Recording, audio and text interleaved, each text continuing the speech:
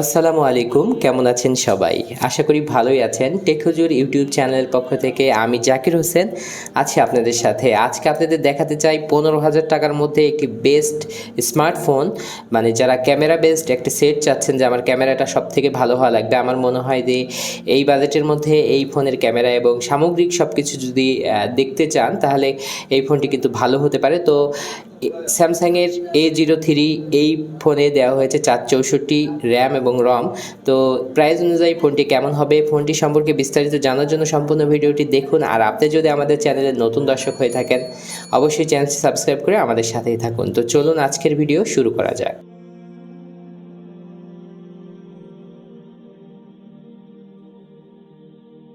ফোনটি তিনটি কালারে অ্যাভেলেবল পাবেন আপনারা, একটি ব্লু এবং একটি হচ্ছে এটা ব্ল্যাক এবং রেড কালারেও এই ফোনটি পাওয়া যায়। সো এই ফোনটিতে দেওয়া হয়েছে যে কনফিগারেশন, আমরা যদি সংক্ষেপে একটু দেখে নিতে চাই।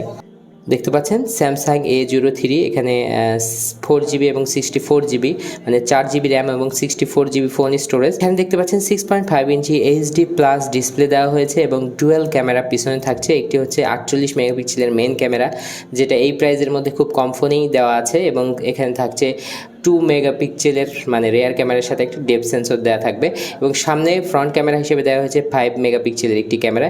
আর এটার যে পারফরমেন্স এখানে দেওয়া হয়েছে স্কোয়ার পারফরমেন্স এবং 1.6 গিগাহার্জ অক্টা কোর প্রসেসর এবং 5000 অ্যাম্পিয়ার ব্যাটারি, যেটা বলা হচ্ছে অল ডে ব্যাটারি, মানে সারাদিন চার্জ থাকবে। তো কথা না বাড়িয়ে আমরা ফোনটি আনবক্স করে নেব।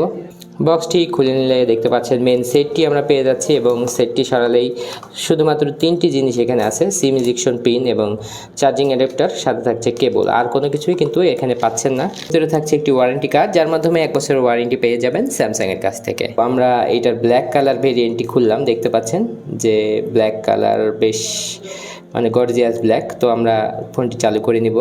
ফোনটির পোর্টস এবং বাটন নিয়ে কথা বলা যাক ফোনটি চালু হওয়ার এই সময়টাতে। তো দেখতে পাচ্ছেন নিচের দিকে থাকছে speaker grill, micro USB charging port এবং MIC, সাথে থাকছে 3.5mm audio Jack. 5000 mAh battery হলেও সেটটি কিন্তু একেবারে স্লিমই দেখা যাচ্ছে, মানে স্লিম পাচ্ছেন।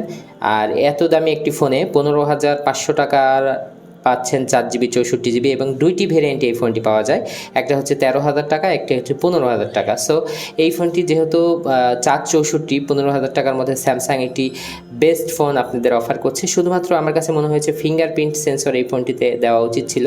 এর ডান সাইডে থাকছে ভলিউম রকার, ঠিকটা নিচেই পাওয়ার বাটন, এবং টপে কোনো কিছুই থাকছে না, সেকেন্ডারি নয়েজ ক্যান্সেলেশন একটি পোর্ট দেওয়া আছে, এবং এটার বাম সাইডে থাকছে সিম কার্ডের স্লট, যেখানে একসাথে দুটি সিম একটি SD কার্ড লাগানো যাবে। আর এটাতে দেওয়া হয়েছে 6.5 ইঞ্চি ডিসপ্লে, বেশ কালারফুল ডিসপ্লে। আমরা ফোনটি চালু করে নিয়েছি, এখন এটার যে সেটআপ প্রক্রিয়া আমরা সম্পন্ন করে নিব। এর যে ব্ল্যাক কালার ভেরিয়েন্টে আছে দেখতে পাচ্ছেন, খুবই মানে ফিনিশিংটা খুবই সুন্দর এবং ম্যাট ফিনিশিং, যার কারণে খুব সহজেই স্ক্র্যাচ পড়লে কিন্তু এখানে আপনারা বুঝতে পারবেন না, এটা একটা ভালো বিষয় ছিল।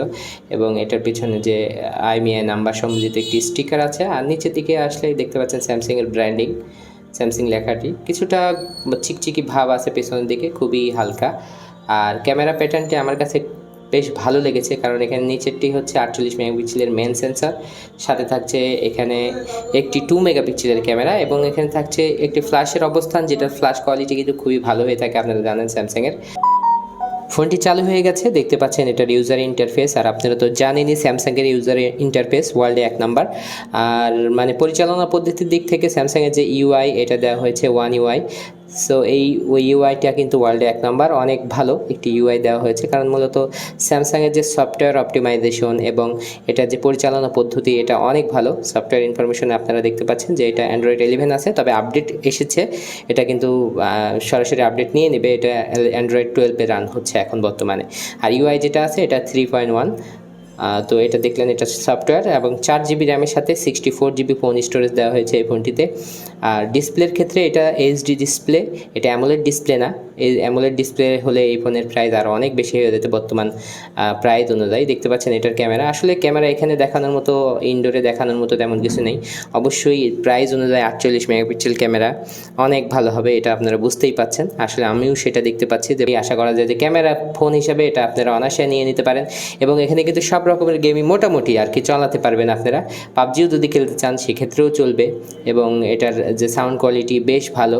আমি ডিটেলসে যেতে চাচ্ছি না, এই ফোনটি যেহেতু 15,000 টাকার মধ্যে আমার কাছে বেস্ট মনে হয়েছে, তাই আপনাদের সাথে একটু শেয়ার করে নিলাম। আপনারা এই ফোনটি সম্পর্কে আরও যদি কোনো তথ্য জানতে চান অবশ্যই কমেন্টের মাধ্যমে আমাদের জানান, আমরা জানার চেষ্টা করব। আর প্রাইস অনুযায়ী সেটের যে কনফিগারেশন দেওয়া হয়েছে কেমন লাগলো অবশ্যই জানাতে ভুলবেন না। আজকের ভিডিও এখানেই শেষ করছি, নেক্সট কোনো ভিডিওতে দেখা হবে ইনশাল্লাহ। সে পর্যন্ত সবাই ভালো থাকবেন। আসসালামু আলাইকুম ওয়া রাহমাতুল্লাহ।